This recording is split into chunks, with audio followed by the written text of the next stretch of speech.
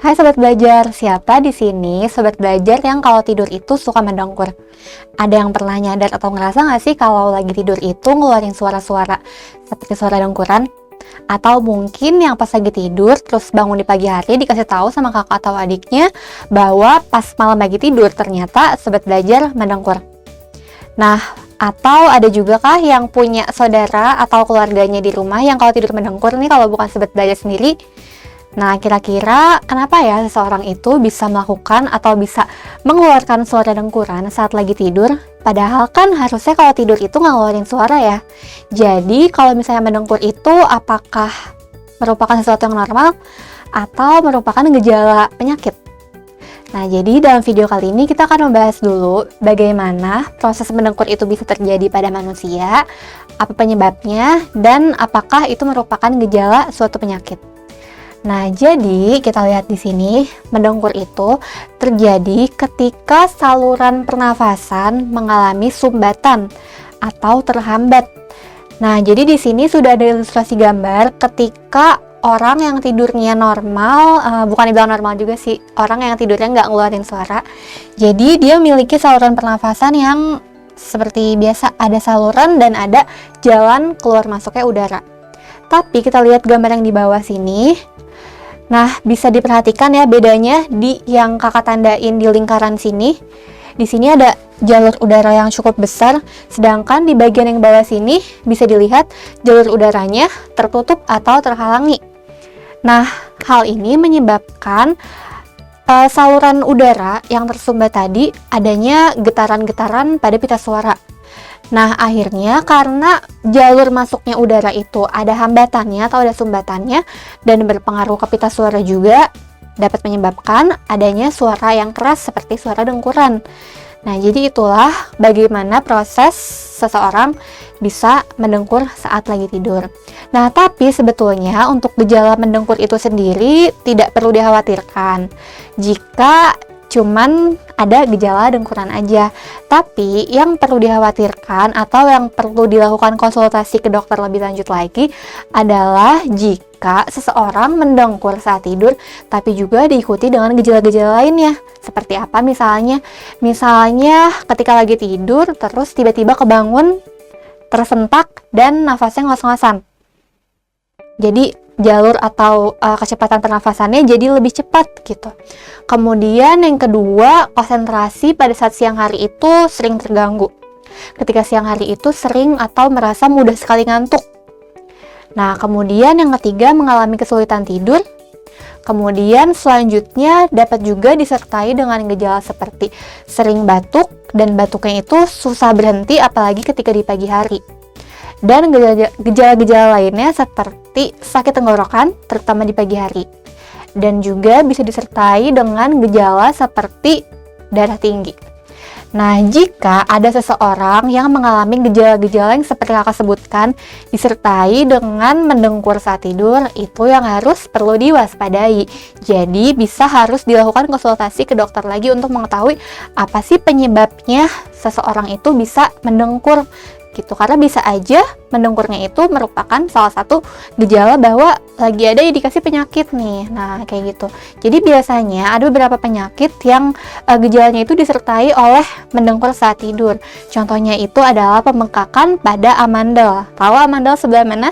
Yang ada di bagian tenggorokan ya. Jadi si amandel itu merupakan kelenjar yang kalau bengkak ternyata bisa menyebabkan terjadinya mendengkur ini. Kemudian gejala-gejala penyakit lainnya seperti ada yang namanya tuh sleep apnea.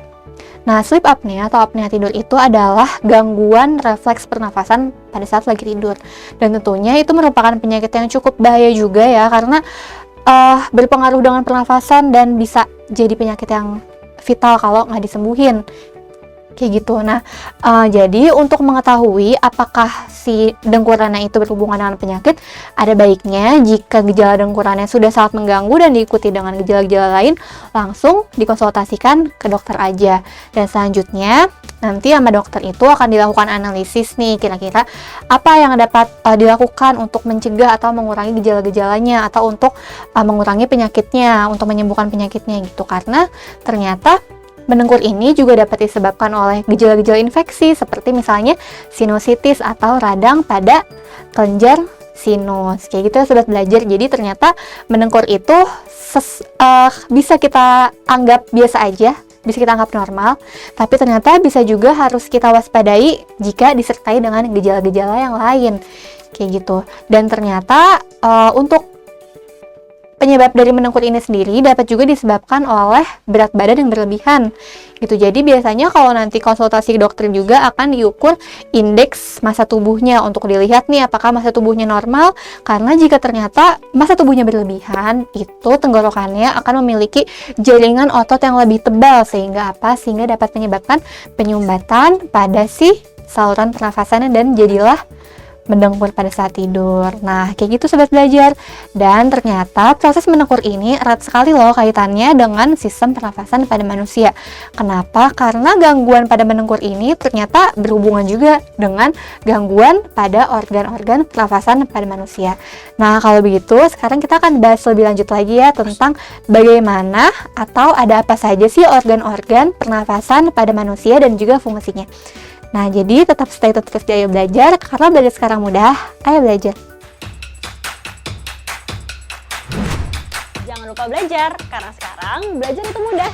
Ayo belajar. Oke, sebelum kita memasuki organ-organ yang ada di sistem pernafasan kita lihat dulu sebetulnya fungsi dari bernafas itu apa, dan apa sih bernafas itu, apa yang kita hirup, apa yang kita hasilkan dari peristiwa itu ya. Nah, oke, jadi mungkin sobat belajar udah paham ya kalau bernafas itu kita menghirup udara dan mengeluarkan udara juga. Tapi udara apa yang kita hirup dan yang kita keluarkan? Ada yang tahu? Nah, jadi ketika kita bernafas, kita akan menghirup gas oksigen.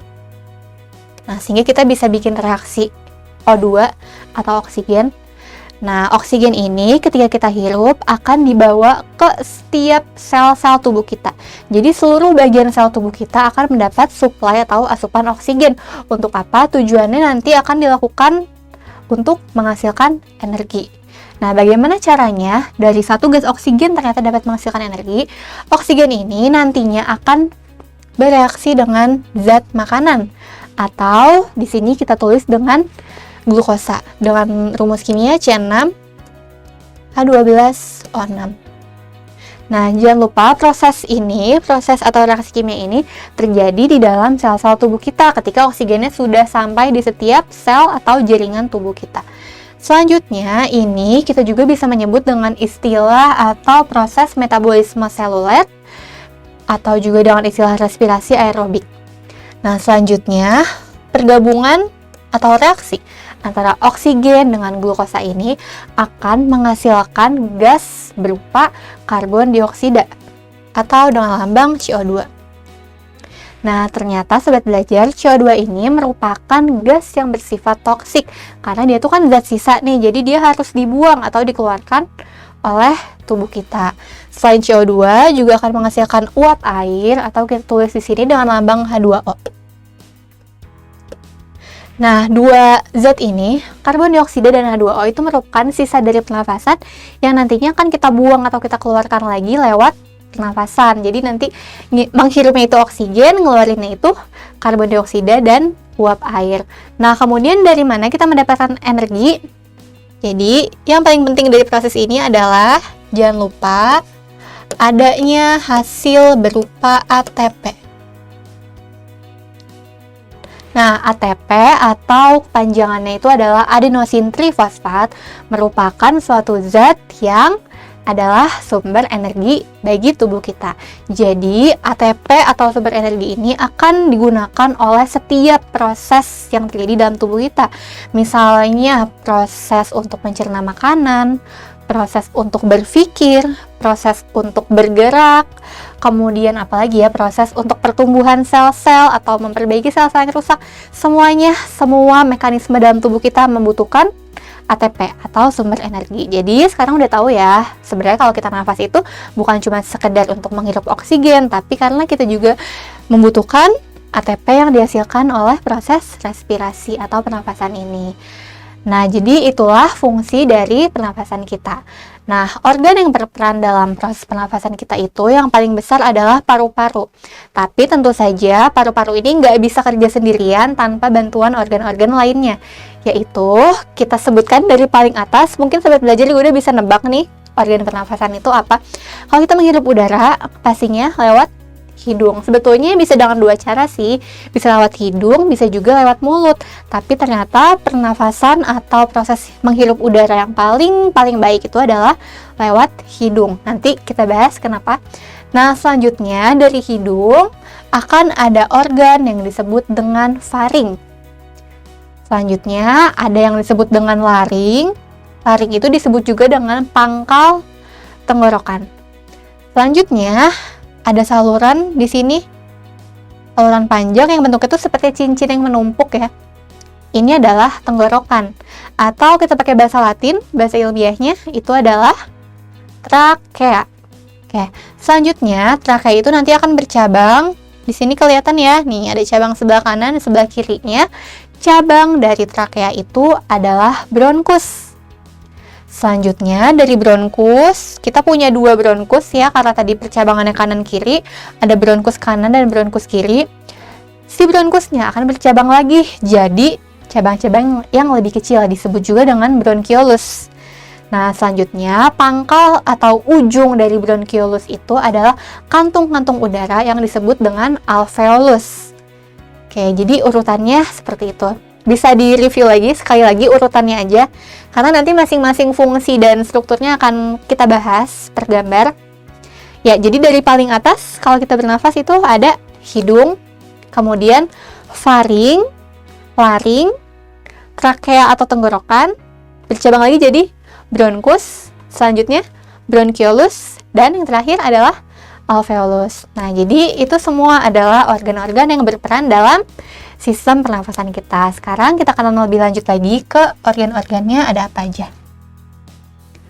Oke, kita mulai dari paling atas, yaitu adalah hidung kita. Nah, mungkin kalau kita bernafas, kita hanya ngerasa kalau hidung itu cuma semata-mata untuk menghirup udara, udah. Tapi ternyata jangan salah, kalau di dalam hidung kita tuh ada banyak sekali bagian-bagian atau struktur yang penting banget nih.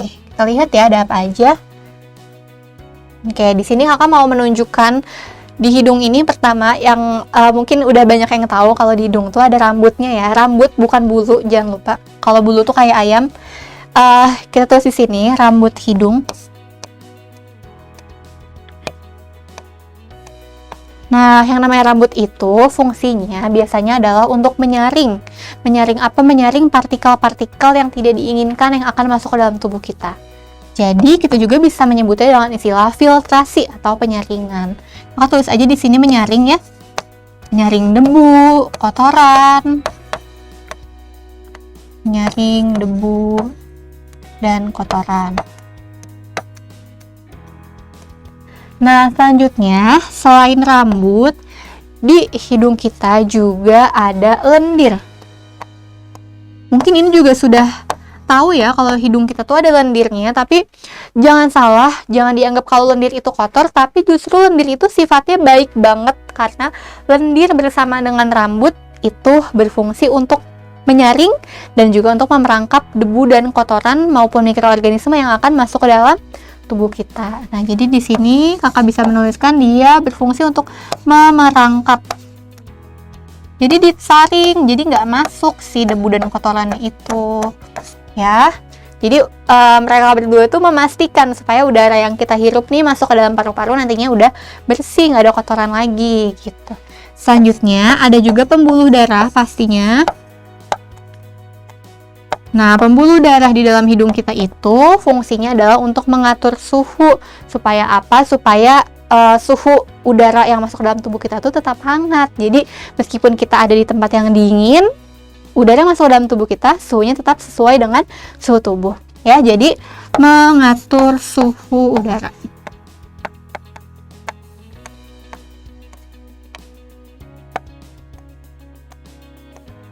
Oke, nah sebetulnya di dalam hidung tuh ada banyak lagi ya, kayak ada sarafnya gitu. Tapi untuk yang fungsi dia sebagai pernafasan itu 3 ini. Jadi perlu dipahami, perlu digarisbawahi tentang 3 struktur yang berperan dalam hidung kita. Nah, selanjutnya ketika udara sudah disaring, terus kalau ada debu dan kotorannya itu udah diperangkap sama lendir, kemudian udaranya sudah dihangatkan dan dilembabkan oleh si pembuluh darah, barulah akhirnya si udara tersebut akan masuk menuju faring, laring, dan trakea kita. Kita lihat lagi selanjutnya. Nextnya. Oke, nah di sini ya selanjutnya di paling atas, jangan lupa faring dulu ya baru laring. Di paling atas ada faring, di mana faring itu merupakan pangkal yang nantinya membagi saluran di dalam tubuh kita jadi 2 saluran nih. Ada saluran, jangan lupa nih ya nanti di sini. Ini kan ada percabangan ya ceritanya. Ada percabangan trakea. Trakea tuh tadi apa? Tenggorokan. Dan ada percabangan esofagus. Oke. Nah, bedanya apa? Trakea itu akan berhubungan dengan paru-paru langsung, yang mana berarti trakea itu merupakan saluran udara. Nah, sedangkan kalau esofagus itu berhubungan dengan lambung, yang berarti esofagus itu adalah saluran makanan. Nah, jadi faring itu akan bercabang jadi 2 kayak gitu. Tapi karena sekarang materinya sistem pernafasan, kita skip dulu nih yang esofagus, kita bahasnya yang trakea. Nah, kemudian karena ada 2 percabangan ini, di bawah faring nanti ada laring. Nah, di laring ini akan ada katup. Ya, nama katupnya itu adalah epiglotis. Kayak gini tulisannya. Epiglotis. Nah, yang namanya katup, biasanya dia tuh fungsinya bisa buat membuka dan menutup. Nah, apa yang dibuka dan ditutup? Dia akan mengatur pembukaan esofagus ataupun pembukaan trakea. Contohnya gimana? Ketika sobat belajar sedang bernafas atau berbicara, tanpa menelan, tanpa makan, otomatis epiglotis akan menutup saluran esofagus. Ditutup. Supaya apa? Supaya udara yang masuk langsung menuju ke trakea, gak ada yang salah jalan, karena dia akan mengalir ke trakea sehingga selanjutnya bermuara di alveolus di paru-paru. Kayak gitu, bisa dipahami? Kebalikannya, ketika kita sedang makan, kita sedang menelan, ya berarti ada makanan nih, ada makanan, dan otomatis epiglotis itu akan menutup saluran trakea, dan esofagusnya dibuka lagi, sehingga yang terjadi adalah makanan akan masuknya ke esofagus dan ke lambung, dan gak ada makanan yang salah masuk ke trakea, gak ada makanan yang salah masuk ke paru-paru kita. Kayak gitu. Jadi ini adalah mekanisme untuk menjaga atau mengkoordinasikan semua yang ada di dalam tenggorokan maupun kerongkongan kita. Jadi kalau kita lagi makan itu nelannya bukan di tenggorokan, tapi di kerongkongan, karena tenggorokan itu adalah saluran udara aja, bukan saluran makanan. Oke, bisa dipahami? Nah, jadi 2 itu ya. Nah, sekarang karena kita bahasnya yang trakea, di sini kakak mau menunjukkan struktur dari trakea itu sendiri. Di sini gambarnya. Nah, jadi trakea itu merupakan saluran yang memanjang ya, yang tersusun atas. Nah, seperti ada cincin-cincin kayak gitu ya, dan ini tuh sifatnya elastis nih sobat belajar. Fleksibel gitu ya. Nah, kemudian ternyata kalau diamati dan diteliti lebih lanjut lagi, di bagian trakea itu ada yang disebut dengan silia. Masih inget gak sobat belajar sama silia? Kita dulu kenal silia tuh di materi sel, organel, atau waktu di kelas 10, materi hewan-hewan. Masih inget? Nah, jadi silia itu merupakan rambut getar. Nah, kenapa kok bisa ada rambut getar di dalam trakea kita, di dalam tenggorokan kita? Coba kira-kira kenapa? Nah, jadi sobat belajar, silia pada trakea kita berfungsi untuk menyaring atau memfilter mikroorganisme atau virus atau bakteri patogen yang mau masuk ke dalam tubuh kita. Jadi ketika ada mikroba bahaya yang mau masuk ke tenggorokan kita, disaringlah sama si rambut getar, disaring dan akhirnya keluar lagi. Dan terjadilah proses yang disebut dengan batuk atau bersin. Nah, jadi sekarang paham kenapa kita bisa batuk sama bersin? Karena batuk sama bersin itu adalah mekanisme pertahanan tubuh ketika mau ada nih mikroba jahat masuk, gagal karena kesaring sama silia, jadi dikeluarin lagi. Oke? Nah, jadi itu ya fungsinya dari si esofagus, dari trakea. Nah, selanjutnya udara yang udah benar-benar bersih, udah nggak ada debu, udah nggak ada kotoran, udah nggak ada mikroba. Selanjutnya masuk kemana? Setelah trakea, lihat di sini ada 2 percabangan. Oke, ada yang namanya bronkus. Jadi di sini ya. Nah, bronkus itu sobat belajar ada 2 jenis. Ada bronkus sebelah kanan dan bronkus sebelah kiri. Dan ini tuh udah masuk ke paru-paru. Jadi kalau kakak gambarin lagi nih paru-parunya. Oke. Nah, jadi paru-paru tuh dimulai dari bagian bronkusnya. Nah, sobat belajar sekarang perhatikan lagi deh. Si bronkus ini kan dia bercabang lagi nih ya. Lihat ya. Nah, apa nih kira-kira bedanya yang sebelah kanan sama sebelah kiri? Ini yang sebelah kanan ya, kebalikannya. Yang sebelah kanan, yang sebelah kiri. Ya, ada yang bisa melihat perbedaannya apa antara yang paru-paru kanan dan paru-paru kiri?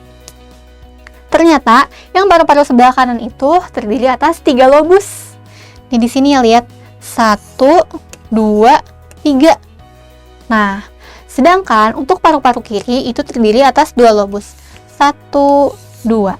Nah, jadi itulah bedanya yang sebelah kanan dan sebelah kiri. Kemudian bronkus itu untuk apa? Bronkus itu adalah saluran udara yang melihat ukurannya tuh dia lebih sempit daripada si trakea.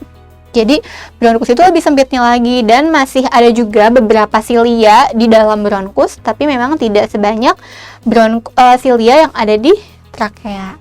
Selanjutnya, percabangan dari bronkus itu apa tadi? Ada yang namanya bronkiolus ya. Nanti bronkiolus itu yang lebih kecil lagi di sini. Oke. Nah, sekarang kakak mau perbesar gambarnya. Nah, di sini bisa kelihatan nih dengan jelas ya. Ini tadi bronkus. Ini juga. Oke. Kemudian tadi percabangan dari bronkus itu apa? Bronkiolus. Berarti ini ya. Ini bronkiolus.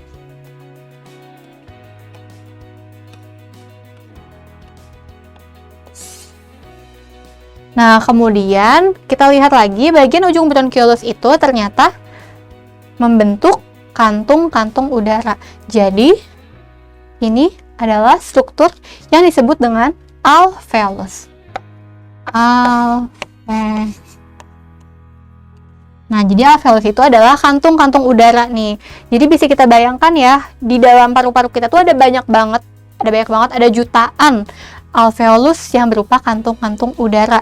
Nah, gunanya buat apa? Bisa dilihat di sini, sahabat belajar, di alveolus kita itu dilapisin sama banyak sekali pembuluh darah. Nah, di sini kelihatan ya, nih banyak sekali pembuluh darahnya. Jadi, setiap alveolus itu dikelilingi permukaannya oleh pembuluh darah yang amat sangat banyak. Nah, kemudian gunanya untuk apa? Di alveolus ini akan terjadi proses yang namanya itu difusi gas.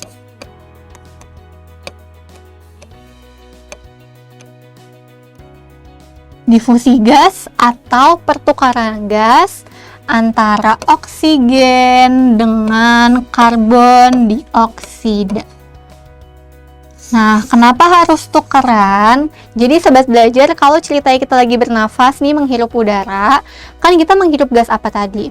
Oksigen. Oksigennya sekarang sampai di sini.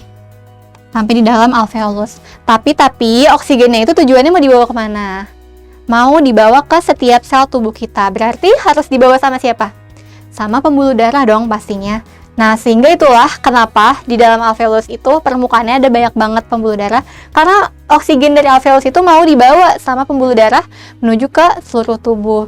Sedangkan tukeran sama karbon dioksida yang ada di pembuluh darah itu akan masuk ke dalam alveolus. Selanjutnya apa?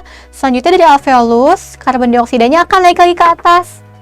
Ke sini, ke bronkus, kemudian ke trakea, ke laring, ke faring, dan kita keluarkan lewat hidung lagi. Jadi itu adalah mekanisme pertukaran gas antara karbon dioksida dengan oksigen. Bisa dipahami sampai sini? Oke, nah selanjutnya di Di sini kakak mau kasih satu contoh soal yang masih berhubungan dengan difusi oksigen dan karbon dioksida. Nah, bisa dibaca dulu ya. Hal yang memungkinkan gas oksigen dan karbon dioksida dapat bertukar di alveolus adalah sebagai berikut, kecuali di sini kakak mau sambil jelasin aja. Jadi sambil kita juga ngelihat bagaimana sih tipe-tipe soal pada materi ini gitu ya. Yang A, perbedaan tekanan antara kedua gas. Nah, jadi sobat belajar, tambahan info lagi nih. Kalau oksigen sama CO2 tadi bisa tukeran keluar masuk lewat alveolus dengan pembuluh darah itu karena adanya perbedaan tekanan gitu. Jadi karena tekanan keduanya berbeda bisa menyebabkan gasnya keluar dan masuk. Jadi ini benar. Ini kita cari yang salah ya, karena ini kecuali ini soalnya. Selanjutnya yang B, perbedaan konsentrasi antara kedua gas. Nah, ini juga betul karena untuk pertukaran gas itu secara difusi akan terjadi dari yang konsentrasinya tinggi ke yang konsentrasinya rendah. Jadi oksigen di alveolus tadi tuh konsentrasinya lebih banyak sehingga dia akan berpindah ke pembuluh darah. Nah, selanjutnya yang C, gas berpindah secara transfer pasif. Nah, ini materi di bab 1, jangan lupa. Kalau difusi itu memang salah satu contoh dari transfer pasif yang dia tuh tidak membutuhkan energi untuk perpindahannya. Dan gasnya berpindah melawan dengan gradien konsentrasi. Nah, ini merupakan pernyataan yang salah. Kenapa? Karena harusnya itu konsentrasinya itu dari tinggi ke rendah, jadi memang sudah menuruni gradien konsentrasi, bukan melawan. Karena kalau melawan gradien konsentrasi itu kan dari rendah ke tinggi. Tapi kalau ini memang udah benar nih, dari konsentrasi yang tinggi pindah ke konsentrasi yang rendah. Jadi harusnya pertukaran gas oksigen CO2 itu searah gradien konsentrasi. Jadi jawabannya adalah yang D. Oke, sudah selesai untuk materi sistem respirasi bagian struktur dan fungsi organ pernafasan. Gimana? Bisa dimengerti ya sekarang ya? Meskipun ada banyak, tapi kalau udah belajar jadi gampang dan jadi bisa ya mahamin semuanya. Oke, untuk pertemuan kali ini kita tutup sampai di sini. Terima kasih sobat belajar atas perhatiannya. Tetap semangat terus belajarnya, karena belajar sekarang mudah. Ayo belajar. Jangan lupa belajar, karena sekarang belajar itu mudah. Ayo belajar!